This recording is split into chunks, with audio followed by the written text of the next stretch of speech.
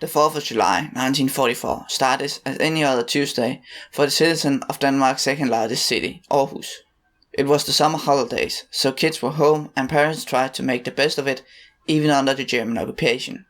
But at 1:37 the entire city was shook by a colossal explosion. At this time, explosions were not unheard of. Between the Danish resistance, German retaliation and British bombers, explosion had become a semi-regular occurrence in the city. But this was different. The shockwave alone blew out most of the windows downtown and sent roof tiles flying down in the streets. On the harbour, workers had been moving ammunition from a train onto a barge.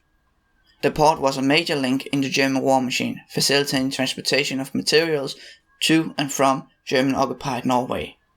They were around halfway through moving the 200 tons of explosive when something went wrong. Nobody knows what, as the entire pier was turned into a fireball in a fraction of a second. The explosion destroyed anything that didn't move, and threw anything that it could move. A barge was flung out of the harbour and crashed through the roof of a 2-story warehouse nearby. An anchor, weighing close to a ton, landed in the middle of the street 400 meters away. But there were much more than harbour fragments in the air. Much of the ammunition hadn't gone off. Instead, it began raining down on the city. And was not just small arms ammunition.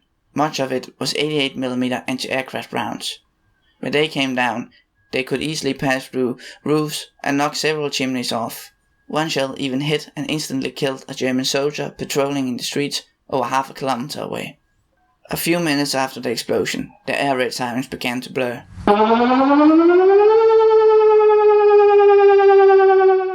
And they continued for longer than ever before, as the authorities tried to figure out what had happened. Much of the civilian population fled into shelters and basements. But as the hours passed and the siren didn't stop, people worried about their loved ones began stepping outside. They risked punishment by the police and the German occupying force. But only a few were stopped, mainly because they tried to go downtown.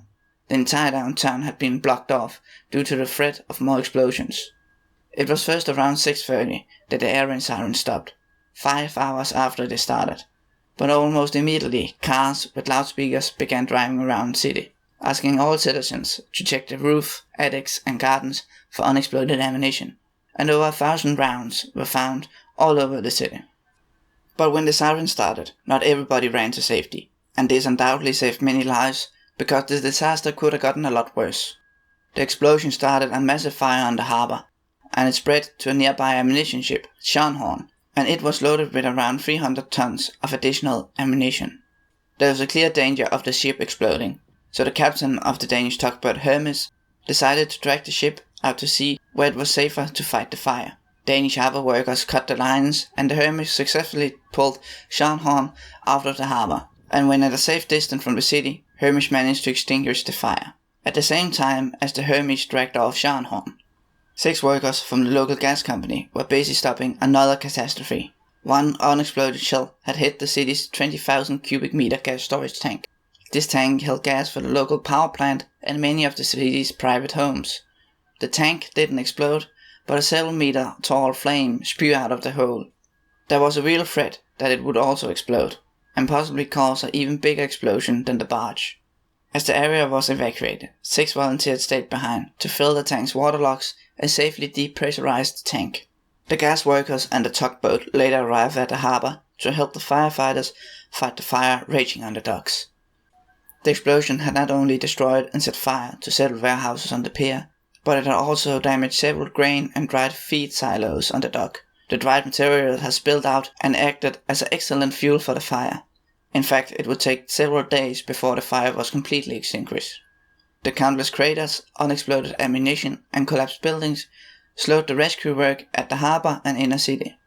Over 2,000 fragments and ammunition pieces had landed in the city, some up to a kilometer away. These falling objects created not only a lot of property damage, but also a lot of wounded.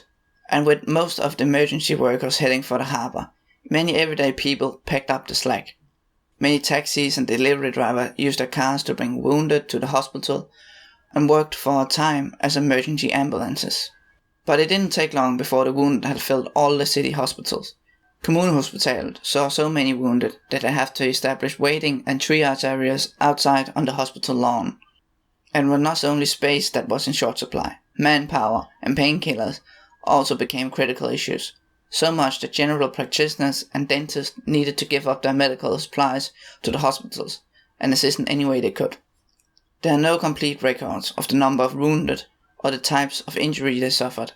Much of the record keeping seems to have been skipped in the rush to help the many wounded. But the catastrophe also took the lives of 38 people, 33 Danes and 5 Germans. 12 of the dead were so mangled that they couldn't be identified. For these 12, the city paid for their funeral and built a memorial at their resting place at Vesterkirkegård. In the days after, both Danish and German investigation was started to determine the cause of the explosion. The Danish police report states that it was an accident caused by mishandling of faulty ammunition. The German report claimed that the communist saboteurs were behind it, but no proof were ever presented to back it up. This tragedy did, however, not change the German occupation's plan for the harbour. The local city council tried to get the ammunition loading stopped or moved, but the Germans didn't agree, instead ordering repair work should begin immediately, and so ammunition ship returned later in 1944 and regularly sailed out until the end of the war.